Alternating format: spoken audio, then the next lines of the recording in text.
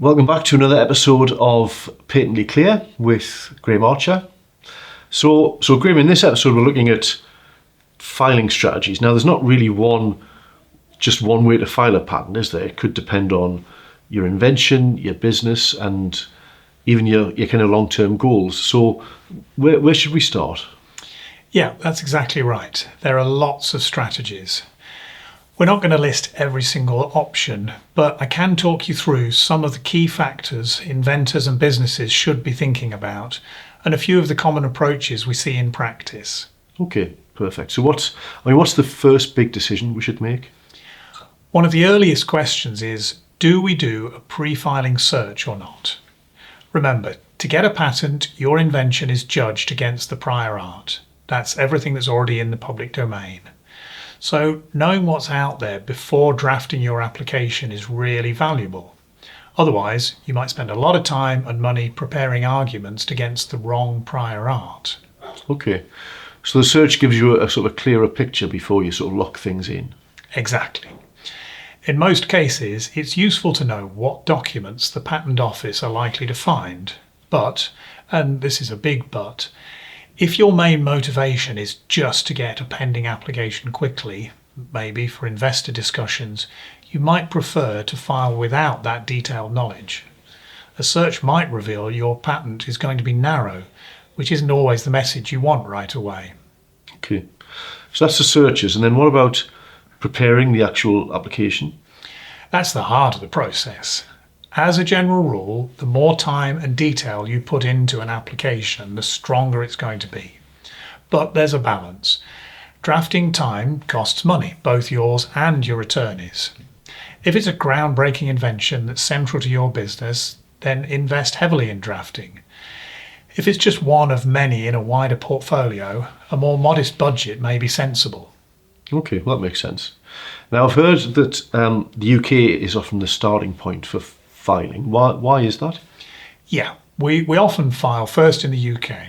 It's less expensive than filing straight into Europe, and you've got 12 months to decide whether you're going to file overseas applications or not.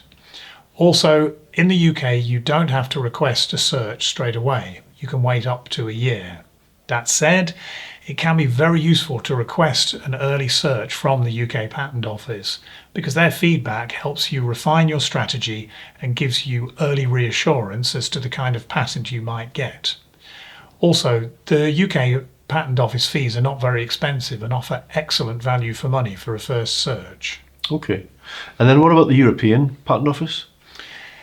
If you've got a very important invention, especially something you plan to take overseas, first filing at the European Patent Office can be worthwhile. Their searches are generally more instructive, particularly for software-related inventions.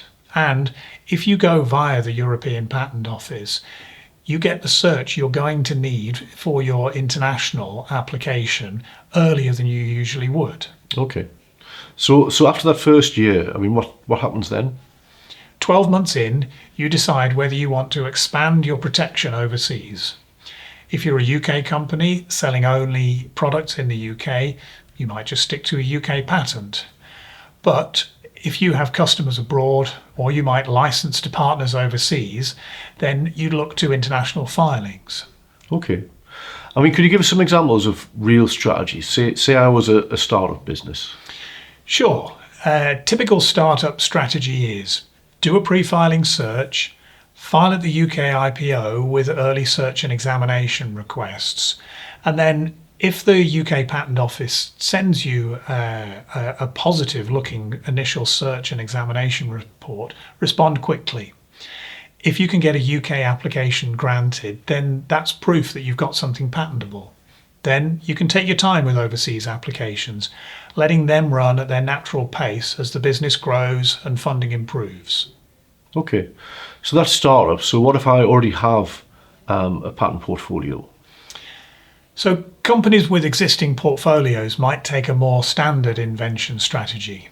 Skip the pre-filing searches. The chances are you already know about the prior art. File in the UK first, then file overseas 12 months later if that makes sense. There's no rush. Then you can let the application sit in the slow lane until it's clear the product is worth protecting. And then what if it's that big kind of cornerstone invention? Then you go for a measured but heavyweight approach.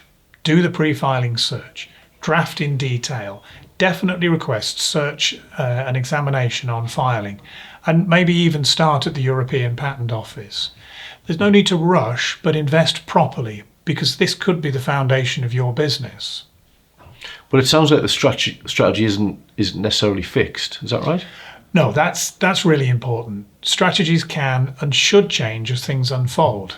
Maybe you start out treating something as a cornerstone invention, but the prior art turns out to significantly limit the protection you're going to get. Then you might pivot to just securing a UK patent and focusing on the tax benefits like patent box. The key is to keep reassessing with your patent attorney. Okay. So in short, there's not really one size fits all strategy. It depends on the invention, your business goals, and sometimes it might need to change along the way. Exactly.